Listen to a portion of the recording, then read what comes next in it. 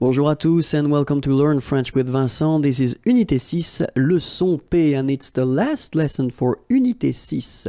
And in this lesson, we'll see together le pronom complément Y. So in the previous lesson, we saw another pronoun, so it's the pronoun en, okay? And in that case, in this lesson, we'll see le pronom Y. Well, you pronounce it I, of course. So, le pronom Y, we'll say that it can replace un lieu, a place, okay? Or then it can replace la préposition a and then a noun of thing. And then we'll see how to construct it when you get a negative form, okay? So let's see now for a place, un lieu. So let's see a question. Isabelle va en Finlande. So va, remember, it's aller, okay? And then en Finlande, in Finland. Isabelle va en Finlande. So of course, you will have many options to answer to this question. The first one would be maybe the more logical. Oui, Isabelle va en Finlande. So you just take all the elements that you had in the question and then you answer with that. Of course, in many situations we won't, because French people like to use pronouns when it's possible. So the first option that we would have is to avoid repeating Isabelle, okay? So, elle va en Finlande, all right? And the other option we would have would be to avoid repeating this en Finlande, okay? So it's a place, it's a country, okay? And in that case, it does mean that it would be possible to use this Y, so I, you pronounce it I, okay? So, oui, elle y va. So keep in mind that it's a pronoun and then it should be here just before your verb, okay? Elle y va. Alright, so oui, Isabelle va en Finlande. Oui, elle va en Finlande.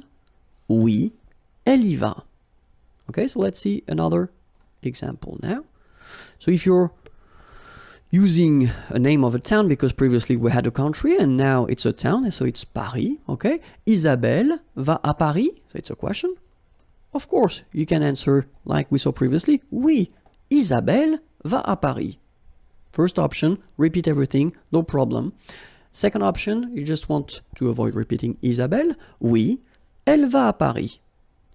And then, last option, you just want to avoid repeating Isabelle and then Paris, oui, elle y va. All right? And now it's a place, cinéma. Okay? Isabelle est au cinéma? Oui, Isabelle est au cinéma. Repeat everything. Second one, you just don't want to repeat Isabelle. Oui, elle est au cinéma. All right? Third one, just want to avoid repeating Isabelle and au cinéma. Oui, elle y est. All right? Oui, Isabelle est au cinéma. Oui, elle est au cinéma. Oui, elle y est. Second situation when we can use this pronoun I or Y, it's when you replace it. When you replace this preposition a and then a noun of thing. Let's see now. Est-ce qu'Isabelle pense is to think, à son examen, exam, okay, to think about. Est-ce qu'Isabelle pense à son examen? First option, repeat everything. Oui, Isabelle pense à son examen. Second option, you just don't repeat Isabelle. Oui, elle pense à son examen. Third option, you don't repeat Isabelle, and same thing for à son examen, so oui, elle y pense. All right? Same concept, remember, I should come before the verb. Est-ce qu'Isabelle joue au tennis? So in that case, remember, it's au, but then au is clearly the combination of the preposition à and then the article le tennis, the, okay? So when you combine these two, you get this au tennis. So still, it does give you the information that it is the preposition which is modified. So still, it's possible to use this pronoun. Oui, Isabelle joue au tennis. Repeat everything. Second one, oui, elle joue au tennis. And the last one, oui, elle y joue. All right, so you can see that it's quite short. It's quite short, but it's quite useful because you don't need to repeat all the things that were stated in the question. Okay, so remember, as usual, the pronoun should come before the verb. All right, so now we'll see how to construct these sentences with the pronoun y, but then when you're using this negative form.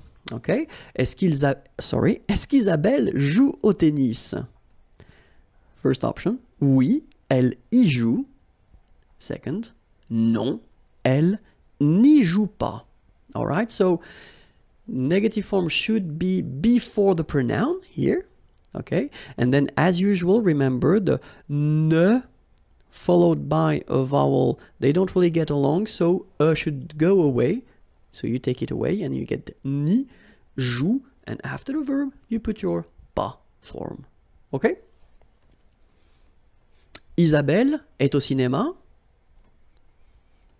Oui, elle y est. Non, elle n'y est pas. Same thing, okay? Negation here before your pronoun, but then is going away, and then pas after your verb. Okay, so let's see now how you construct it with one verb. Alexandre va au concert? Oui, il y va. Non, il n'y va pas. Okay, so no changes from what we saw previously. Okay, so before your verb, and then here, when you get the negative form, your ne is coming before the pronoun, and then your pas is coming after your verb. Okay? When you get two verbs now. Alexandre va aller au concert? So it looks a bit strange, sorry about that. He's going to go at the concert. I know, I know, but it's just to show you how it works, and I don't want to change the sentence, okay? So, oui, il va y aller. Okay, so you can see here now that this pronoun y should be before the second verb, okay? Il va y aller. Negative form, non.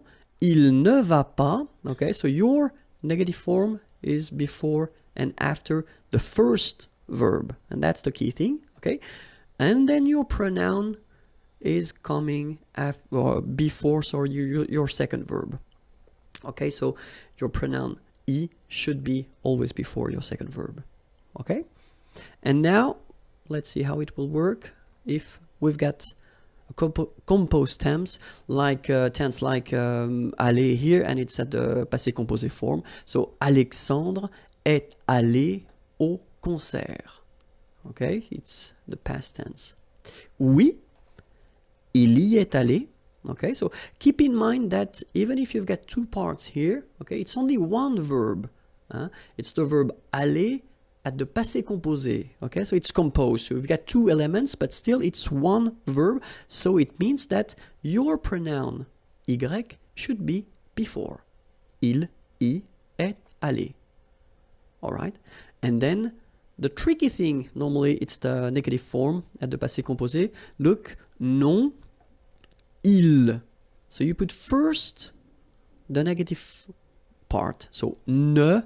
Obviously, this is going away because you've got a vowel, okay, as usual. Il n'y est, and then you put, as we saw previously in Unit 5, or I don't remember, I guess it was Unit 5 when I introduced the passé composé, you put this pas here between être and your participe passé form, okay? So, non, il n'y est pas allé. All right. I hope it was clear. Well, we'll do a break right now, but then I'm coming back quite soon for Unité 7. Okay, but then if you want to check the previous lessons, they are here, and then the next lessons will come, but not today. Okay, but it's youtube.com/imagier, and then the website is here, imagier.net, and it's waiting for you. Have a great day. Bye bye.